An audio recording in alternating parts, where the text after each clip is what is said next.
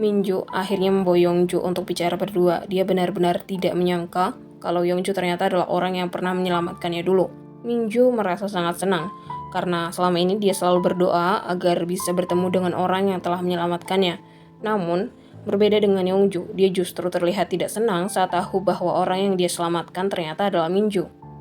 Menyadari ekspresi Yongju, Minju akhirnya bertanya kenapa Yongju terlihat seperti itu. Dia juga menyinggung bahwa Yongju sekarang sangat berbeda dengan Yongju yang dulu. Minju mengingatkan dulu Yongju selalu menyuruhnya untuk mengutamakan dirinya sendiri. Tapi Yongju yang sekarang terlihat lebih mementingkan orang lain. Yongju menjawab bahwa setiap orang pasti berubah seiring berjalannya waktu. Akhirnya, mereka memutuskan untuk makan bersama. Saat makan, Yongju mulai membahas soal boneka beruang yang sudah dimiliki oleh Minho. Awalnya, ayahnya tidak suka Minho bermain dengan boneka. Tetapi setelah tahu bahwa boneka itu didapat dari Yongju, ayahnya tidak marah lagi. Itu adalah awal mula dia bertemu kembali dengan Minju setelah 6 tahun berlalu. Mendengar itu, Minju dengan senyum bahagia mengatakan bahwa takdir mereka memang sudah terjalin. Tapi sekali lagi Yongju terlihat tidak senang mendengar hal itu. Dan Minju menyadarinya. Saat hendak pulang, Minju sebenarnya ingin bicara lebih lama dengan Yongju.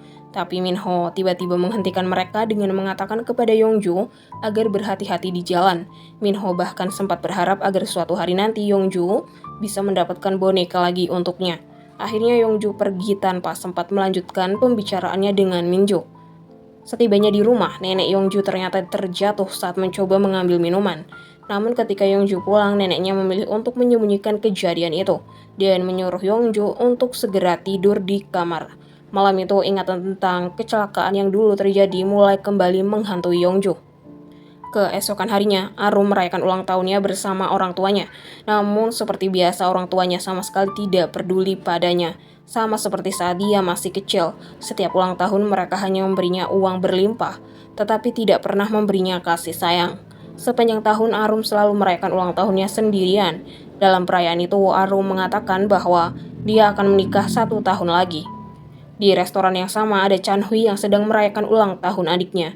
Suasana keluarganya sangat hangat, jauh berbeda dari keluarga Arum. Bahkan sebelum Arum sempat meniup lilinnya, orang tuanya pergi meninggalkannya dengan alasan ada urusan penting. Sementara itu, Chanhui sedang menyanyikan lagu ulang tahun untuk adiknya.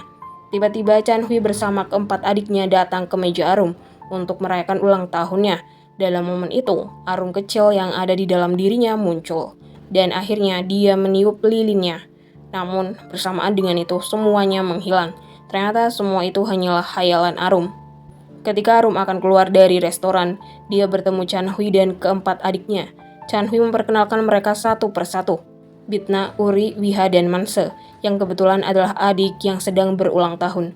Arum pun mengucapkan selamat ulang tahun kepada Manse sambil mengatakan bahwa hari itu juga adalah hari ulang tahunnya. Chanhui sempat bilang bahwa sebenarnya dia ingin mengajak Arum ngopi bersama, tetapi dia harus mengantar adik-adiknya pulang terlebih dahulu. Setelah itu Arum pergi ke toko serba untuk menghabiskan waktunya. Tak disangka Chanhui datang membawa 1 kotak kue coklat untuk merayakan ulang tahun Arum. Meskipun itu bukan cake, Arum merasa sangat senang dan membuat sebuah permohonan. Chanhui berharap permohonan Arum adalah keinginan agar Chanhui menjadi pacarnya, namun itu hanyalah harapan Chanhui.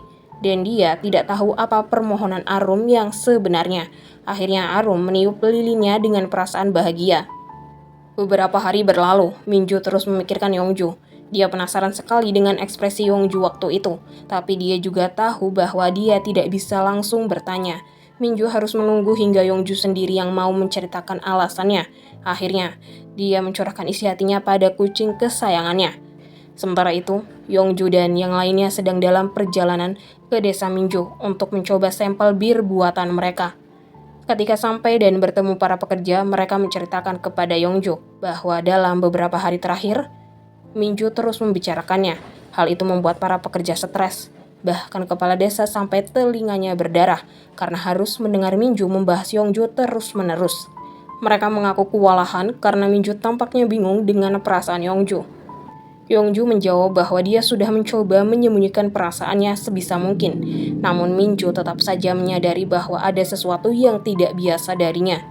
Ketika Minju tahu bahwa Yongju telah datang, dia langsung berlari dengan bahagia menghampirinya. Sementara itu Yongju bergumam pada dirinya sendiri. Nenek, orang yang aku selamatkan kini hidup dengan bahagia. Apa nenek juga bahagia? Ingatan masa lalunya kembali muncul, yang membuat Minju lagi-lagi menyadari ada sesuatu dalam diri Yongju. Tidak ingin membuat Minju semakin menyadari perasaannya, Yongju segera mengalihkan perhatian dengan memintanya datang ke pabrik untuk mencicipi sampel bir buatan mereka. Setelah mencicipi, mereka menyimpulkan bahwa rasanya masih kurang. Mereka memutuskan untuk mencoba mencampurnya dengan rasa buah agar lebih enak. Minju pun mulai membuatnya. Setelah selesai, Minju mengatakan bahwa mereka harus menunggu beberapa saat hingga birnya siap. Sambil menunggu, mereka berenam duduk bersama di saung. Chan Hui memutuskan untuk membeli kopi menggunakan motor milik Minju dan mengajak Arum untuk ikut. Di perjalanan, Arum berkomentar bahwa keluarga Chan Hui tampak seperti keluarga yang bahagia.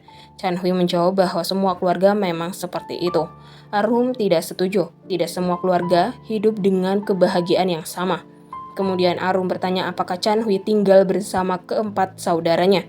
Chan Hui menjawab bahwa dia sebenarnya kabur dari rumah dan memiliki banyak rahasia. Mendengar itu, Arum mengungkapkan bahwa dia ingin mengetahui semua rahasia tentang Chan Hui. Pernyataan itu membuat Chan Hui tersenyum, lalu menggoda dengan mengatakan bahwa Arum pasti sudah mulai terpikat dengan pesonanya. Di luar dugaan, Arum tiba-tiba memeluk Chan Hui. Chan Hui terkejut dan tidak mampu berkata-kata. Sementara itu, Yongju sedang menyendiri ketika Minju datang menghampirinya. Minju langsung bertanya kenapa Yongju terus menghindarinya. Yongju menjawab bahwa dia sedang banyak pikiran, tapi belum siap untuk bercerita. Dia berjanji akan menceritakan segalanya setelah pikirannya sudah tertata. Dan yang terpenting, masalah ini bukan tentang Minju. Tak lama kemudian, Boom datang membawa kabar bahwa Rao akan pergi. Minju dan Yongju langsung pergi menemui Rao, yang mengatakan bahwa dia harus ke rumah sakit karena ayahnya pingsan. Minju dan Yongju pun memutuskan untuk menemaninya. Di rumah sakit, Rao diberi surat perjanjian untuk operasi ayahnya. Situasi itu membuat Yongju teringat pada masa lalu, saat dia harus menandatangani perjanjian operasi untuk neneknya yang mengalami pendarahan otak.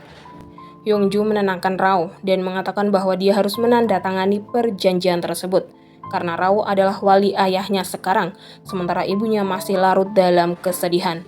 Yongju juga menegaskan bahwa Rao harus berhenti menangis dan mengambil alih tanggung jawab. Yongju kemudian mengajak Rao ke Toserba untuk membeli barang-barang yang diperlukan ayahnya, sembari memberikan petunjuk tentang cara merawat ayahnya. Sementara itu, Minju pergi membayar biaya rumah sakit ayah Rao. Ketika Rao mengetahui hal itu, dia merasa sangat berutang budi. Rao mengatakan bahwa dia tidak tahu bagaimana cara membalas kebaikan Minju. Namun Minju hanya tersenyum dan mengatakan bahwa mulai sekarang, Rao tidak perlu sungkan untuk menerima bantuan, karena ini baru permulaan. Saat mereka akan pulang, hujan mulai turun.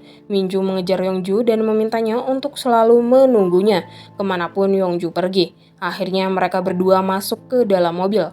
Di dalam mobil, Minju mengatakan bahwa hanya orang yang pernah mengalami sesuatu yang dapat mengajari orang lain. Dia kemudian membersihkan sesuatu yang menempel di rambut Yongju dan mengatakan bahwa Yongju sudah melalui banyak hal. Ketika tiba di rumah, Nenek Yongju meminta Minju untuk mampir. Nenek Yongju langsung menyadari bahwa pria itu adalah orang yang sering dibicarakan cucunya beberapa waktu lalu. Melihat kedekatan cucunya dengan Minju, neneknya merasa senang. Mereka pun makan bersama dan menghabiskan waktu dengan menonton televisi. Di tengah suasana hangat itu, Yongju tertidur. Minju dengan lembut menyediakan bantal untuknya. Sang nenek memandangi mereka dengan haru, berharap cucunya bisa menjalani hari-hari penuh kebahagiaan seperti ini. Minju kemudian berkata bahwa dia sangat menyukai Yongju dan akan selalu ada di sisinya. Sang nenek tersenyum dan berterima kasih kepada Minju atas ketulusannya. Setelah itu, Minju menggendong Yongju ke kamar, menyelimutinya dengan hati-hati sebelum akhirnya pulang. Pagi harinya, Yongju baru menyadari bahwa dia tertidur semalam. Dia segera menelpon Minju, tetapi nomor Minju tidak aktif. Kemudian dia menemukan sebuah surat di atas meja. Surat itu berisi tulisan, "Aku minta maaf karena aku..." Semalam sebelum pulang, Minju sempat memperhatikan kamar Yongju yang terasa sepi tanpa banyak barang. Sang nenek kemudian menjelaskan bahwa barang-barang Yongju disimpan di sebuah kotak. Minju membuka kotak tersebut dan menemukan benda-benda yang menggambarkan kesukaan Yongju di masa lalu. Sang nenek mulai bercerita tentang peristiwa yang terjadi 6 tahun lalu. Saat itu Yongju sedang berjalan-jalan dan tanpa sengaja melihat mobil Minju yang mengalami kecelakaan. Yongju segera berusaha menyelamatkannya. Dia memecahkan kaca mobil Minju, namun ponselnya terjatuh. Ketika itu neneknya terus-menerus menelpon karena sedang merasakan sakit yang luar biasa, hingga akhirnya pingsan. Sementara itu, Yongju berhasil membawa Minju ke rumah sakit. Di kamar rawat, Yongju berkata kepada Minju bahwa mulai sekarang Minju harus belajar melindungi dirinya sendiri terlebih dahulu. Setelah memastikan Minju aman, Yongju baru memeriksa ponselnya dan mendapati panggilan tak terjawab dari neneknya. Yongju segera bergegas pulang dan menemukan neneknya dalam kondisi pingsan. Dia langsung membawa neneknya ke rumah sakit yang kemudian harus menjalani operasi. Sang nenek bercerita bahwa setelah kejadian itu Yongju merasa sangat bersalah. Dia terus menyalahkan dirinya sendiri karena tidak ada di sisi neneknya saat dibutuhkan. Karena rasa bersalah itu Yongju memutuskan untuk menjalani hidup bukan sesuai dengan keinginannya, tetapi untuk memenuhi tanggung jawabnya. Minju bertanya kapan kejadian itu terjadi, dan neneknya menjawab bahwa itu terjadi 6 tahun lalu. Saat itu Minju sudah sadar di rumah sakit, sementara Yongju yang kebingungan mencari cara untuk membayar perawatan neneknya akhirnya menghubungi seseorang dan memutuskan untuk dibebas tugaskan dari militer. Di sisi lain, Minju berjanji pada dirinya sendiri untuk melindungi dirinya karena itu adalah permintaan penyelamatnya. Setelah kejadian itu, mereka menjalani hidup masing-masing. Minju pergi ke Jerman untuk belajar, sementara Yongju kembali ke kehidupannya dengan rasa bersalah yang terus membebani. Kini akhirnya Minju menyadari bahwa dirinya lah penyebab Yongju tidak menjalani kehidupan sesuai dengan keinginannya. Setelah membaca surat itu, Yongju mengatakan kepada neneknya bahwa dia tidak pernah menyesali keputusannya menyelamatkan nyawa seseorang waktu itu. Sang nenek mengiyakannya, untuk apa merasa bersalah. Mereka tidak perlu menyesali masa lalu. Hidup harus terus berjalan. Lagi pula, itu semua sudah menjadi bagian dari masa lalu. Kemudian Yongju memutuskan pergi ke desa untuk menemui Minju. Namun para pekerja memberitahu bahwa semalam terjadi longsor akibat hujan deras. Mereka juga mengatakan ada seseorang yang tidak dikenal masuk ke area gunung dan sekarang terjebak di sana. Yongju yang menyadari bahwa Minju tidak ada di tempat langsung mencoba menelpon, tetapi nomor Minju masih tidak aktif. Para pekerja menduga Minju mungkin masih tidur di rumahnya. Panik, Yongju segera menuju rumah Minju. Sesampainya di sana, dia hanya menemukan Chanhui yang ternyata diminta Minju untuk menjaga kucingnya. Chanhui menjelaskan bahwa Minju sedang pergi camping ke gunung. Mendengar itu, kekhawatiran Yongju semakin memuncak. Dia segera pergi ke gunung mencari Minju di segala penjuru, bahkan sampai menuruni jurang. Namun Minju tidak ditemukan. Dalam pencariannya, Yongju terluka di dahinya, tetapi dia tetap melanjutkan pencarian. Akhirnya Yongju menemukan Minju di gubuk. Minju sedang duduk sendiri, menenangkan pikirannya. Melihat luka di dahi Yongju, Minju langsung mencoba memeriksanya, tetapi Yongju menepis tangannya. Dengan emosi yang tidak bisa ia tahan lagi, Yongju mengatakan bahwa Minju tidak tahu betapa khawatirnya dia. Setelah Minju tiba-tiba menghilang dan meninggalkan surat itu, Yongju merasa tidak tenang. Dia menegaskan bahwa ini bukan tentang Minju, melainkan tentang dirinya sendiri. Yongju mengatakan meskipun kejadian 6 tahun lalu terulang, dia tetap akan menyelamatkan Minju. Itu adalah keputusan yang sudah dia buat. Minju merasa bersalah, meminta maaf karena telah membuat Yongju khawatir. Dia bertanya tentang luka Yongju, dan Yongju menjawab, "Aku jelas tidak baik-baik saja." Selama ini, tidak ada yang pernah bertanya tentang perasaannya. Dia selalu menerima itu tanpa mempermasalahkannya. Tetapi setelah bertemu dengan Minju, yang terus bertanya apakah dia baik-baik saja, Yongju mulai berpikir. Dia menyadari bahwa dia tidak baik-baik saja. Dia terluka. Mendengar pengakuan itu, Minju memeluk Yongju erat, mengatakan bahwa dia tidak akan pernah meninggalkannya. Dalam keheningan, akhirnya Minju mencium Yongju dengan lembut.